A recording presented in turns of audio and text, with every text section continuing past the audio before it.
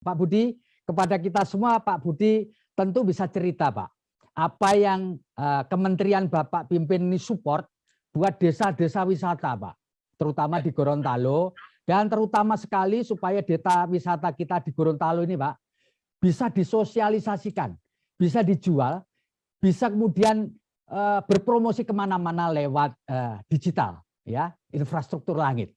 Tentu di sini BUMDes juga ikut berperan tentu Pak Budi. Silakan Pak Budi, barangkali bisa menyampaikan kepada kita semua apa yang menjadi concern buat Kementerian Bapak untuk melahirkan desa wisata yang nanti pada akhirnya akan meningkatkan ekonomi rakyat. Silakan Pak. Assalamualaikum warahmatullahi wabarakatuh. Salam sejahtera buat kita semua. Om Swastiastu, Namo Buddhaya, dan salam kebajikan serta salam sehat buat kita semua.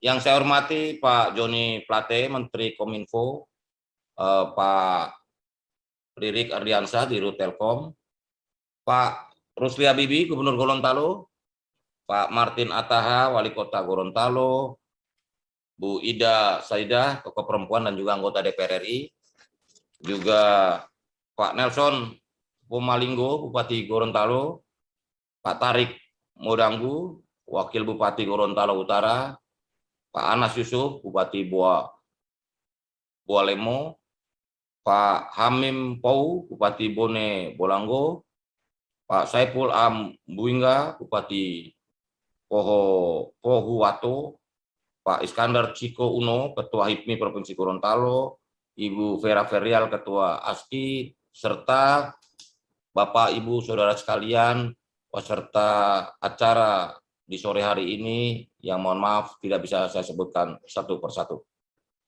Gorontalo termasuk provinsi yang memiliki potensi yang luar biasa, karena saya di tahun 2020 kalau nggak salah pernah berkunjung ke sana, ke beberapa desa di Gorontalo, melihat alam yang indah, pertanian, dan saya yakin Gorontalo akan bisa menjadi daerah yang maju di masa-masa yang akan datang. Saya ke desa-desa makan ini dengan Pak Nelson dan Bu Sekda, makan rahang tuna. Jadi pesan saya di Gorontalo luar biasa. Jadi Pak Nelson bilang ke saya, kalau di Jawa makan nasi dengan ikan, kalau di Gorontalo makan ikan dengan nasi. Jadi lauk pauknya ikan. Jadi bukannya nasinya hanya jadi lauk pauk kalau di Gorontalo, beda dengan di masyarakat di Pulau Jawa. Bapak Ibu Saudara sekalian, jadi tema kita di hari ini adalah digitalisasi dan potensi desa wisata Provinsi Gorontalo.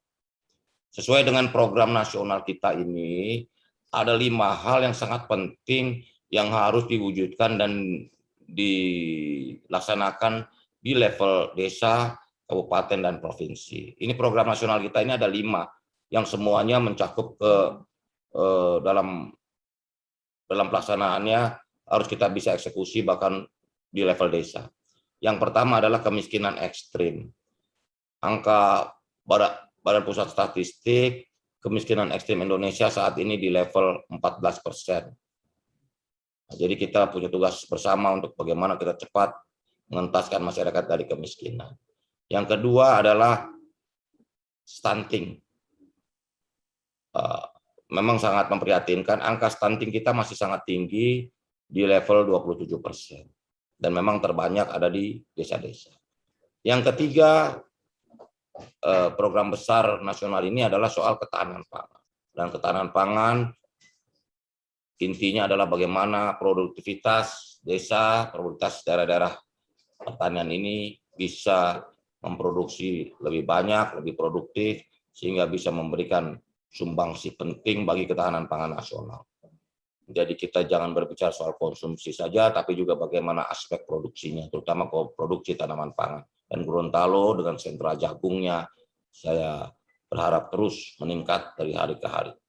Jadi 3 itu tadi, kemiskinan ekstrim, stunting, dan ketahanan pangan. Nah, yang keempat ini untuk desa adalah korporatisasi ekonomi desa atau dalam kurung BUMDes.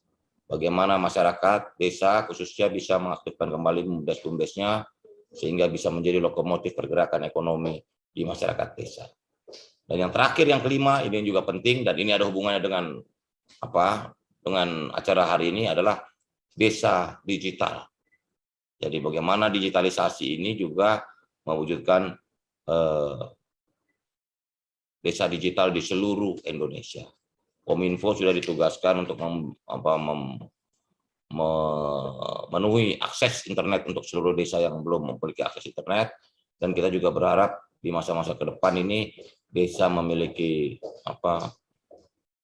kekuatan dalam ekosistem digital yang makin hari makin ke depan makin masif.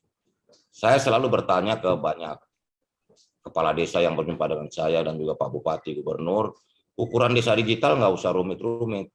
Yang pertama, berapa banyak desa sudah memiliki website desa.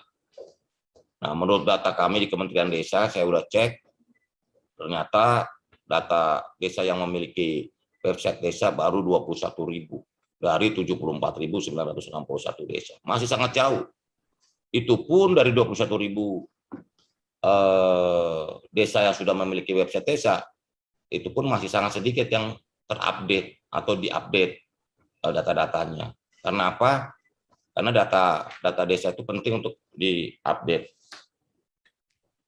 Selanjutnya, inilah yang menjadi bagian dari tugas kita semua, bagaimana digitalisasi dan potensi desa wisata di Provinsi Gorontalo ini masih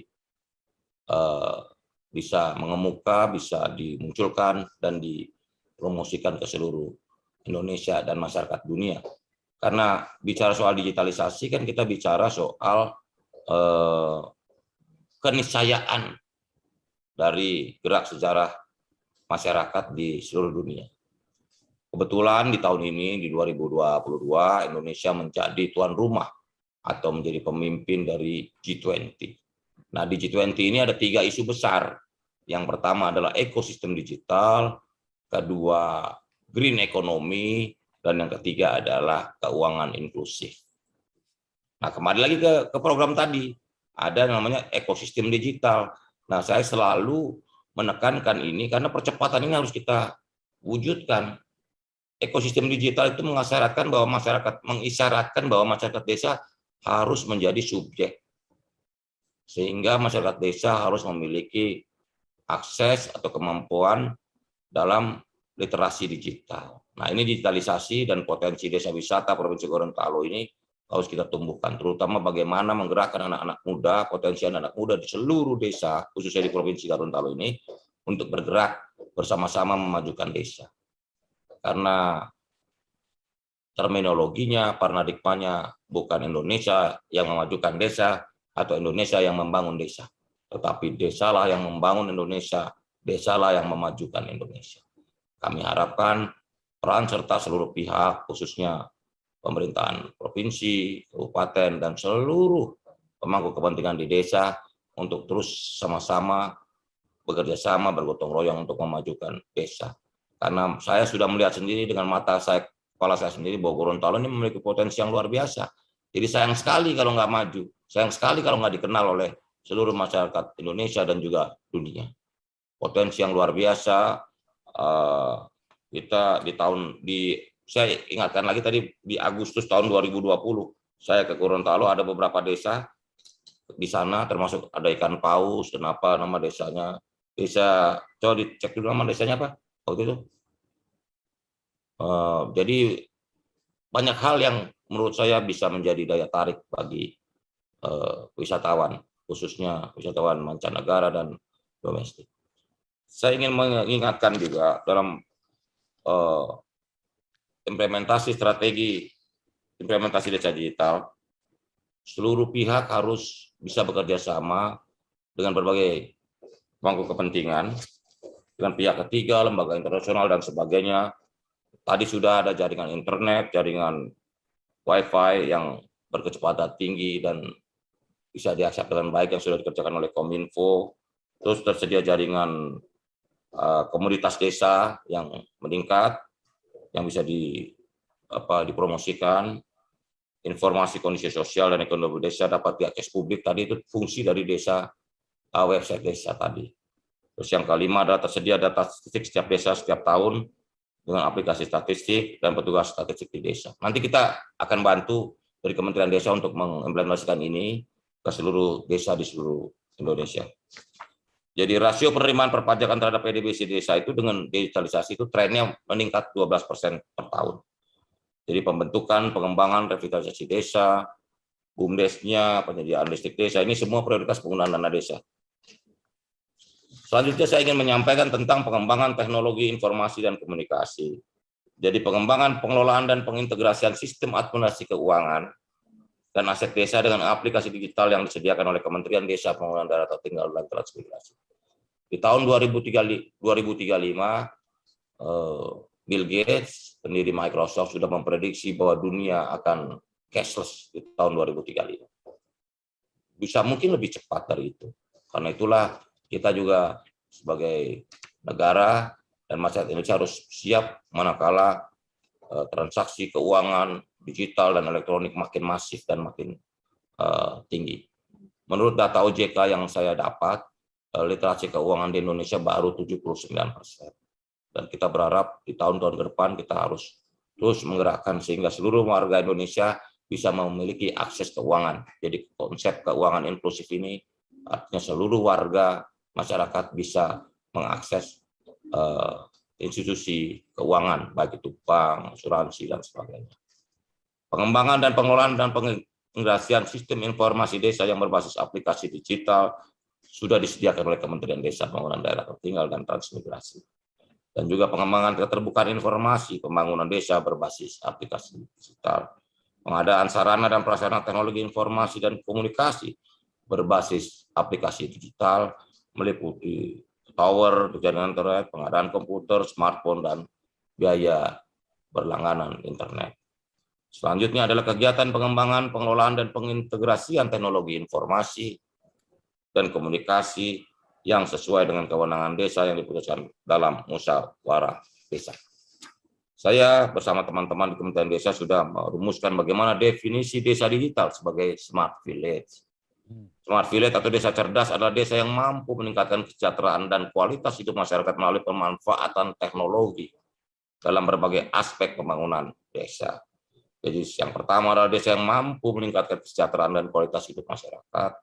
Yang kedua, melalui pemanfaatan teknologi, dan yang ketiga dalam berbagai aspek pembangunan desa.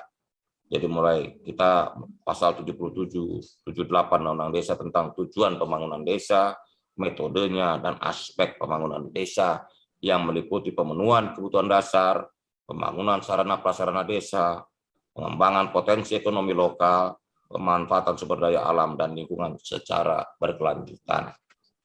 Jadi target dan tujuan desa digital atau smart village adalah langkah pertama bagaimana masyarakat cerdas, persaingan kapasitas dalam keterampilan digital, budaya digital, etika digital, dan keamanan digital. Atau dalam bahasa yang lebih sederhana, literasi digital. Bagaimana masyarakat menggunakan teknologi digital ini sebaik-baiknya.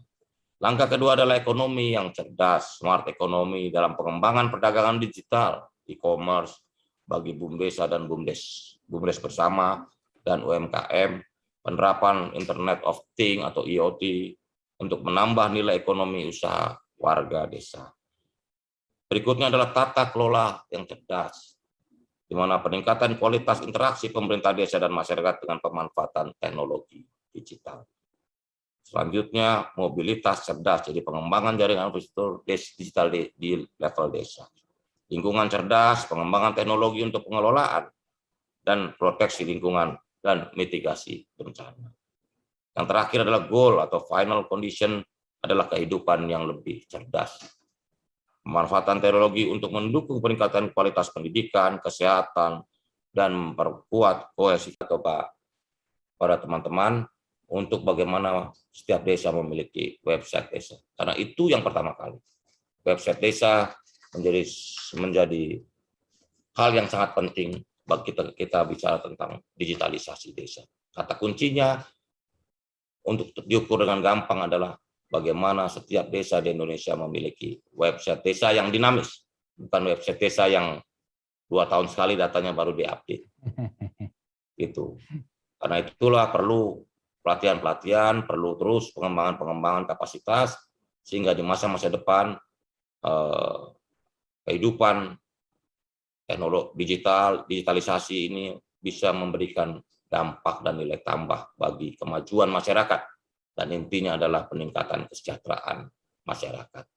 Saya pikir itu dari saya, kurang lebihnya saya mohon maaf, terima kasih. Saya mengharapkan mudah-mudahan di acara digitalisasi dan potensi desa wisata Provinsi Gorontalo ini dan launching tribungorontalo.com, kita mengharapkan bahwa kemajuan masyarakat desa bisa terwujud di waktu-waktu yang di masa depan.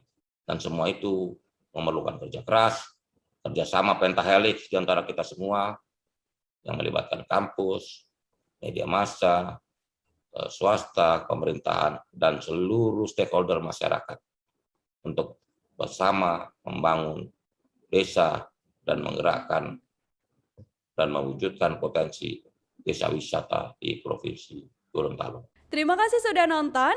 Jangan lupa like, subscribe, dan share ya.